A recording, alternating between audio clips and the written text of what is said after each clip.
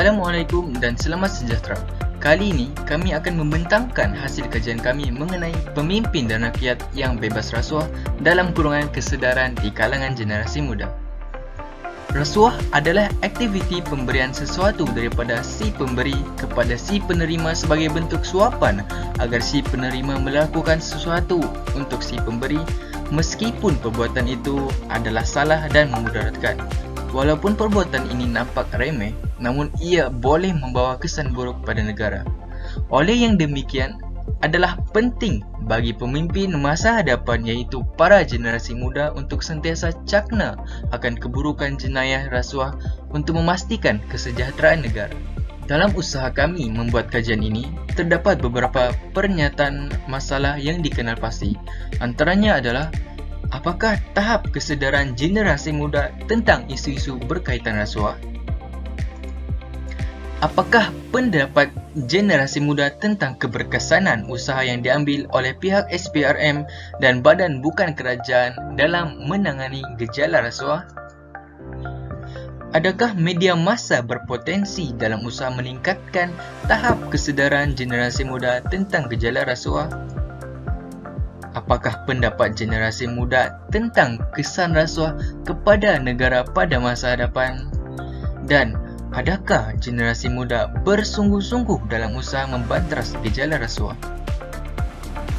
Beberapa objektif kajian telah dikenal pasti bagi memastikan kajian ini bertepatan dengan topik yang diberi.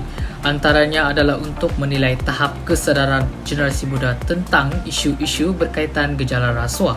Yang kedua adalah untuk mengkaji pandangan generasi muda tentang keberkesanan usaha SPRM dan NGO dalam menangani gejala rasuah. Yang ketiga, untuk menelaah potensi media massa dalam usaha meningkatkan tahap kesedaran generasi muda mengenai gejala rasuah. Yang keempat adalah untuk meneliti pandangan generasi muda tentang kesan rasuah kepada negara pada masa hadapan.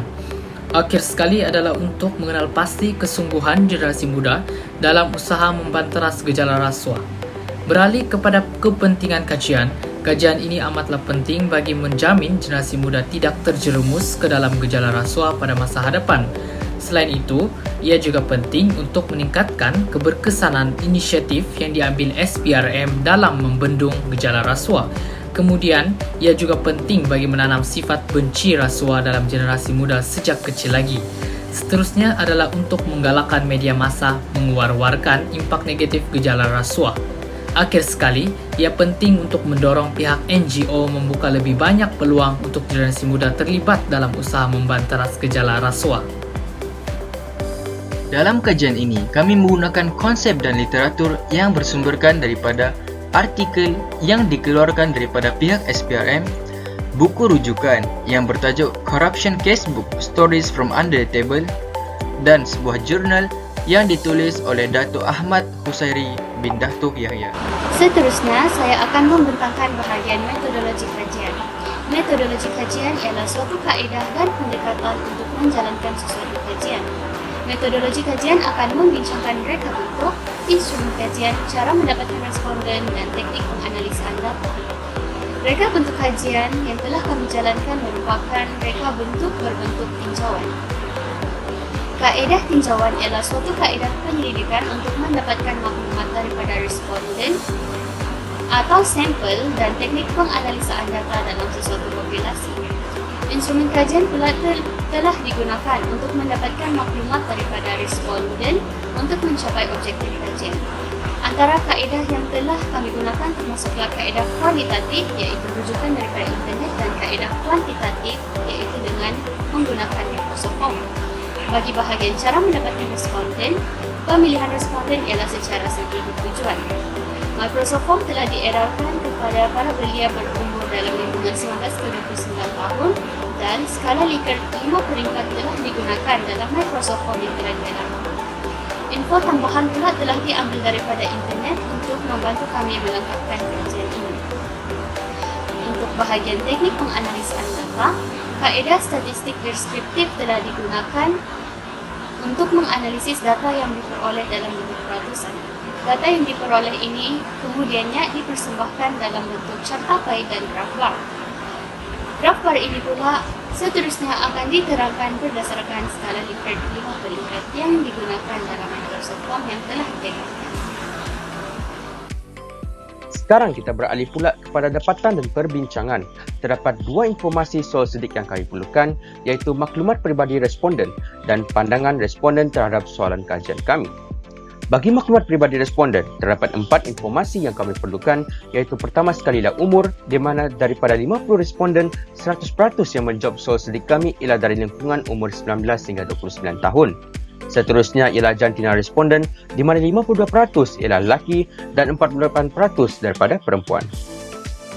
Ketiga ialah asal negeri responden, di mana majoriti ialah daripada Sabah sebanyak 52%, diikuti dengan negeri Johor sebanyak 20%, Terengganu 14%, Sarawak dan Kelantan sebanyak 2%, dan akhir sekali sebanyak 1% ialah dari negeri Selangor, Penang dan wilayah persekutuan. Akhir sekali ialah taraf pendidikan, di mana sebanyak 46% mempunyai taraf pendidikan STPM, matrikulasi, diploma atau asasi, 40% mempunyai ijazah sarjana muda, dan akhir sekali sebanyak 12% mempunyai STPM, IGCSE dan setaraf dengannya. Seperti yang kita boleh lihat, pandangan responden kami amatlah sesuai untuk dijadikan sebagai rujukan laporan ini kerana pertama sekali, umur 19 hingga 29 tahun adalah umur yang diklasifikasikan sebagai generasi muda. Kedua, data yang kami perolehi tidak berat sebelah ke arah mana-mana jantina, memandangkan jumlah lelaki dan jumlah perempuan adalah hampir sama rata. Ketiga, data responden ini boleh melambangkan pandangan generasi muda di negara Malaysia kerana responden kami tidaklah tetap kepada satu negeri saja. Dan akhir sekali, kesemua responden kami mempunyai sekurang-kurangnya taraf pendidikan SPM, IGCSE dan yang setaraf dengannya. Oleh itu, pandangan responden ini amatlah penting untuk dijadikan sebagai rujukan kami, iaitu untuk tajuk Pemimpin dan Rakyat yang Bebas Rasuah, Kesedaran di Kalangan Generasi Muda. Untuk soalan kajian kami, bagi soalan 1 dan soalan 2, majoriti responden kami memilih setuju dan sangat setuju. Ini menunjukkan bahawa generasi muda sekarang sedar bahawa kes-kes rasuah yang semakin bergejala di negara kita semakin menjadi kronik hari demi hari dan tindakan sewajarnya harus diambil. Tindakan seperti kempen rasuah perlulah diterapkan kepada generasi muda sejak dari kecil atau dari zaman persekolahan lagi. Bagi soalan 3 dan soalan 4, majoriti responden memilih sangat tidak setuju dan neutral bagi soalan 3 dan setuju dan sangat setuju bagi soalan 4. Hal ini menunjukkan bahawa masyarakat generasi muda sekarang mula memberi keraguan mengenai gejala rasuah dalam sektor politik dan kerajaan membandingkan setiap tahun berita mengenai ahli-ahli politik dan pejabat awam yang melibatkan diri dalam gejala rasuah selalu disiarkan di televisyen. Selain itu, tidak dapat dinafikan bahawa majoriti generasi muda akan bersetuju iaitu gejala rasuah akan menjadi halangan utama negara Malaysia untuk mencapai status negara kelas pertama sekiranya tidak ada tindakan sewajarnya diambil.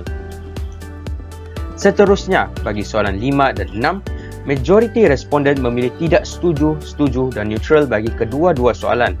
Berdasarkan data yang kami perolehi, hal ini menunjukkan bahawa generasi muda pada masa kini kurang berminat dan berfikir dua kali untuk melibatkan diri dalam mana-mana badan bukan kerajaan untuk membantras gejala rasuah walaupun diberi peluang.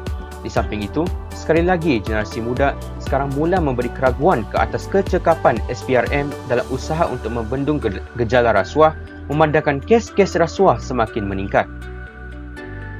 Untuk soalan 7 dan 8, majoriti responden memilih neutral, setuju dan sangat setuju bagi kedua-dua soalan. Dengan ini, kami dapat simpulkan bahawa majoriti responden kami faham mengenai denda-denda dan hukuman yang akan disabitkan dan mereka sedar bahawa hukuman yang disabitkan ini kurang efektif dalam usaha untuk membendung gejala rasuah. Akhir sekali, untuk soalan 9 dan 10, majoriti responden memilih neutral, setuju dan sangat setuju bagi kedua-dua soalan. Seperti yang kita sedia maklum, media massa memainkan peranan yang amat penting sekiranya kerajaan ingin menyampaikan mesej untuk memberi kesedaran kepada generasi muda mengenai gejala rasuah. Selain itu juga, majoriti responden kami sedar akan implikasi negatif yang akan diperolehi sekiranya melibatkan diri dalam gejala rasuah. Akhir kata, dengan data ini kami dapat simpulkan bahawa kerajaan dan generasi muda perlulah memainkan peranan satu sama lain sekiranya kita ingin membendung gejala rasuah serta pada masa yang sama meningkatkan status negara kita ke arah status negara kelas pertama. Sekarang saya akan meneruskan pembentangan kami ke bahagian yang terakhir, iaitu kesimpulan dan cadangan. Berdasarkan kajian kami, terdapat pelbagai langkah yang dapat dijalankan bagi mengatasi masalah rasuah di Malaysia. Sebagai contoh, kempen kesedaran merupakan satu langkah yang berkesan dalam menangani gejala rasuah. Kempen anti rasuah ini sewajarnya dijalankan secara berkala serta melibatkan golongan remaja agar dapat memupuk sifat anti rasuah sejak daripada bangku sekolah lagi.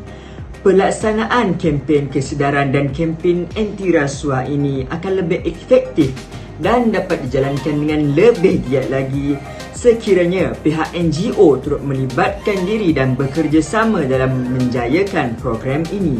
Selain itu, media massa juga merupakan salah satu medium bagi memberikan kesedaran terhadap masyarakat Malaysia akan keburukan rasuah.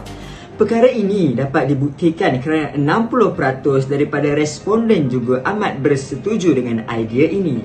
Kesimpulannya, terdapat pelbagai langkah yang boleh dijalankan dalam usaha menangani gejala rasuah yang semakin mekar di Malaysia. Namun, tanpa penguatkuasaan undang-undang yang tegas, sudah pasti gejala rasuah akan terus tumbuh dan mekar dalam kalangan masyarakat Malaysia. Sekian, terima kasih.